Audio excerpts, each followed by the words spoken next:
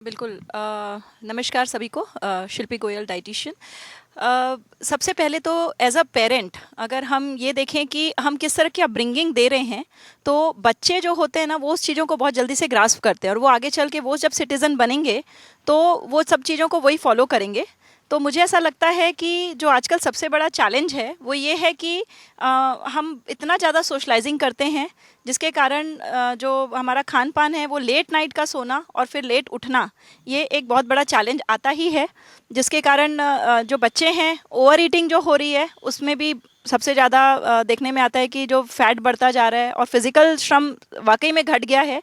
तो डाइट को एक अच्छे तरह से समझने की ज़रूरत है। जैसा कि हम बात कर रहे थे कि जो डाइट वर्ड है ये एक हवा बन गया है कि भाई क्या होती है बैलेंस डाइट।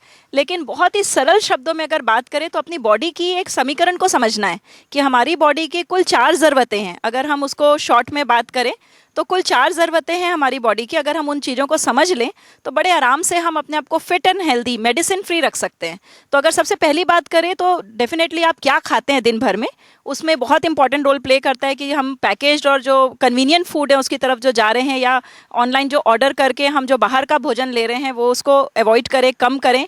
और इस चीज़ में पेरेंट्स की भी बहुत इंपॉर्टेंट रोल होगा। सेकेंडली हमारा जो एक्सरसाइज है, अगर हमने सुबह कर ली तो हम दिन भर बिल्कुल बैठे रहते हैं, तो उसके हिसाब से हम अपने फूड को बैलेंस करें। अगर हमारा बीएमआई बढ़ रहा है, अगर हमारा बेली फैट बढ़ रहा है, अगर हमारे लेवल्स चेंज हो रहे हैं तो डेफिनेटली उस पर तुरंत एक्शन लिया जाए, बजाय इसके कि हम पूरी तरह से उस कश्मकश में फंस जाएं, दवाइयों के ऊपर डिपेंडेंट हो जाएं। थर्ड, एक जो मेंटल स्टेबिलिटी का रोल आता है इसमें कि भाई आप कितने स्ट्रेस और कितनी नेगेटिविटी या किस चीज़ को आप कैसे ले रहे हैं अपनी लाइफ में, वो भी बहुत इंपॉर्टेंट रोल प्ले करता है। और फिर नींद, जिसको सबसे ज़्यादा इग्नोर किया जाता है आज की डेट में। आज की डेट में हम देखते हैं कि बहुत लेट नाइट्स होते हैं और सर्कैडियन रिदम बिल्कुल हमारा चेंज हो चुका है। तो अगर ये छोटी छोटी चीज़ों को अगर हम संतुलित कर लें तो मेरे ख्याल से हेल्दी लाइफस्टाइल या डाइट कोई बहुत बड़ी चीज़ नहीं है और बहुत आसानी से इसको अचीव किया जा सकता है। जी, तो आप कह रहे हैं कि नींद की भी अपनी एक भूमिका है।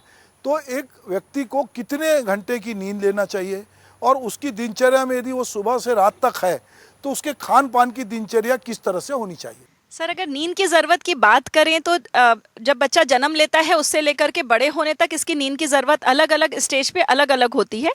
पर अगर हम एक अडल्ट की बात करें तो एक क्वालिटी स्लीप 7 घंटे की सफिशिएंट रहती है। बहुत ज़्यादा सोना या बहुत कम सोना, ये दोनों में ही दिक्कत आ सकती है। इसमें मेन इंपॉर्टेंट रोल प्ले करता है क्वालिटी का। और दूसरी चीज़ है कि जो लोग जितना मेडिटेशन और जितना मेंटल तरीके से पीसफुल रहते हैं उनकी नींद की ज़रूरत भी कम होती जाती है। तो ओवरऑल ये एक पर्सन पे डिपेंड करता है कि उसके कितने घंटे की नींद, बट ऑन एन एवरेज 7 घंटे की जो नींद है वो काफ़ी सफिशिएंट है। और क्वालिटी नींद इसमें बहुत इंपॉर्टेंट। तो किस तरह से आप बेड में जा रहे हैं, किस तरह से आप किन विचारों के साथ उसको क्लोज करके आप आराम की नींद सो रहे हैं, वो बहुत इंपॉर्टेंट है। अगर हम डाइट की बात करें तो डाइट हमारा इस तरह से होना चाहिए डिवाइडेड कि हम 3 मील अपने मेजर ले लें, 1 मील हमारा शॉर्ट मील रहे। और उसमें भी अगर हम थोड़ी सी व्यवस्था कर ले अपने रूटीन के हिसाब से क्या चीज़ हम किस मील पे लेंगे, इस चीज़ में आपकी पर्सनलाइज्ड डाइटिशियन आपकी हेल्प कर पाती है कि आपको किस तरह से अपने दिन भर की रिक्वायरमेंट को फुलफिल करना है। तो वो डाइट का एक अच्छा फॉर्मूला आप तय कर सकते हैं। कुछ लोग बहुत आराम तलब होते हैं और वो कहते हैं कि किस किस का गिला कीजिए, किस किस को रोइए, आराम बड़ी चीज़ है, मुंह ढक के सोइए। तो 7 घंटे तो सोना समझ में आता है, पर कुछ लोग जो है 10-10, 12-12 घंटे सोते हैं, उनके लिए क्या कहेंगे आप? एक्सेस किसी भी चीज़ की बुरी है। संतुलन का आज टॉपिक चल रहा है और संतुलन पे ही हम बात कर रहे हैं। जैसे कि आपने शुरुआत की थी कि नमक अगर ज़रा सा भी ज़्यादा हो जाए, ज़रा सा भी कम हो जाए तो दोनों ही केस में हम बिगड़ जाता है हमारा पूरा समीकरण।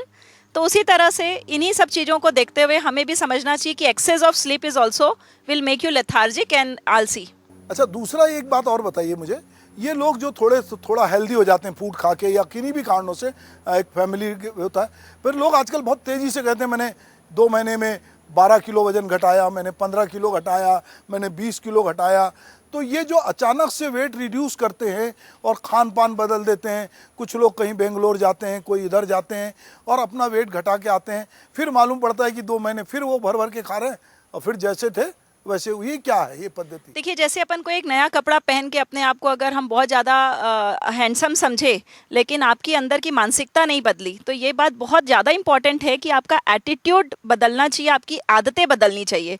अगर आप कोई भी शॉर्ट टर्म कोर्स या शॉर्ट टर्म वेट लॉस कर भी लेते हैं और अंदर से आप वही हैं जो आप पहले थे, तो आप वहीं पहुँच जाएंगे जहाँ आप पहले थे।